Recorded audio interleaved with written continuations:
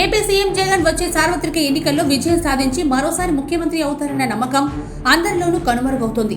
ప్రజలు, ప్రతిపక్షాలు, ఆఖరికి సొంత పార్టీ క్యాడర్ కూడా జగన్ ఓటమి ఖాయమన్న నిర్ణయానికి వచ్చేసినట్లు కనిపిస్తోంది. చివరాఖరికి జగన్ కు అత్యంత విశ్వసనీయ రాజకీయ మిత్రుడిగా గుర్తింపు పొందిన తెలంగాణ మాజీ ముఖ్యమంత్రి కేసీఆర్ కూడా జగన్ లో నమ్మకం కోల్పోయారు. ఇటీవలి తెలంగాణ అసెంబ్లీ ఎన్నికల సమయంలో కేసీఆర్ విజయానికి దోహదపడేందుకు సాగర్ జలాల వివాదాన్ని ఆ సందర్భంగా తెర మీదకు తీసుకొచ్చి నవ్వుల పాలయ్యారు అన్న కనీస అభిమానం కూడా కేసీఆర్ కు ఇప్పుడు జగన్ మీద లేకుండా పోయింది.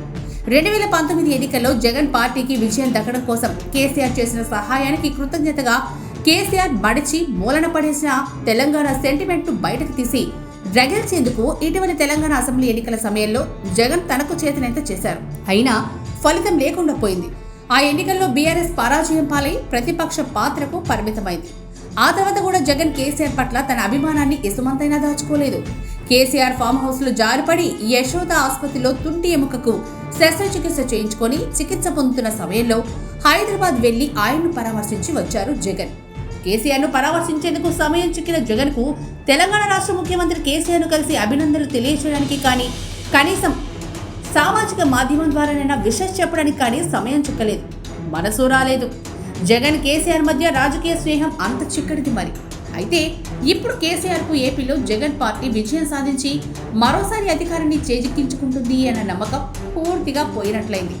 అందుకే తెలంగాణ ముఖ్యమంత్రి రేవంత్ రెడ్డిని ఇరుకన పెట్టేందుకు ఆయన చేస్తున్న ప్రయత్నాల్లో జగన్ ను విశ్వాసంలోకి తీసుకోలేదు.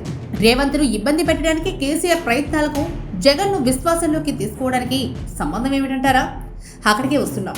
రేవంత్ పై ఉన్న ఓటుకు నోటు కేసు విషయంలో రేవంత్ ని ఇబ్బంది పెట్టే ఉద్దేశంతో ఈ కేసు దర్యాప్తును తెలంగాణ నుంచి బదిలీ చేయాలంటూ కేసీఆర్ కు అత్యంత నమ్మకస్తుడైన మాజీ మంత్రి జగదీష్ రెడ్డి సుప్రీంకోర్టును ఆశ్రయించారు. అయితే ఆయన కేసును సాటి తెలుగు రాష్ట్రమైన ఏపీకి గాని, పొరుగున ఉన్నటువంటి కర్ణాటకకు గాని బదిలీ చేయాలని కోరలేదు. ఎందుకంటే కర్ణాటకలో ఇప్పటికే కాంగ్రెస్ ప్రభుత్వం కొలువుదీరింది. ఇక ఏపీలో వచ్చే ఎన్నికల్లో జగన్ మరోసారి అధికారంలోకి వస్తారన్న నమ్మకం కేసీఆర్ లో అయితే లేదు. అందుకే ఈ కేసును కాంగ్రెసేతర సర్కారు కొలువుదీరి ఉన్న మహారాష్ట్రకు బదిలీ చేయాలని కోరుతూ సుప్రీంలో పిటిషన్ ని వేశారు. వాస్తవానికి ఏపీలో మరోసారి జగన్ సర్కారు అధికారంలోకి వస్తుంది అన్న నమ్మకం ఏ మూలనైనా కేసీఆర్లు ఉండుంటే రేవంత్ ను ఇరుకున పెట్టడానికి కేసును ఏపీకి బదిలీ చేయాలని జగదీష్ రెడ్డి సుప్రీంలో దాఖలు చేసిన పిటిషన్లో కోరుండేవారు.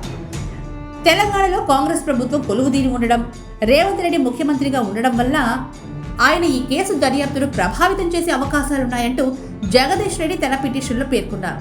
మామూలుగా ఏపీలో జగన్ కు విజయ అవకాశాలు లేస మాత్రమైనా ఉండుంటే రేవంత్ రెడ్డిపై ఉన్న ఓటుకు నోటు కేసును ఏపీకి బదిలీ వేయమనే జగదీష్ రెడ్డి కోరుండేవారని, ఆ నమ్మకం లేకపోవడం వల్లే కేసు దర్యాప్తును మహారాష్ట్రకు మార్చాలని కోరారని పరిశీలకులు విశ్లేషిస్తున్నారు.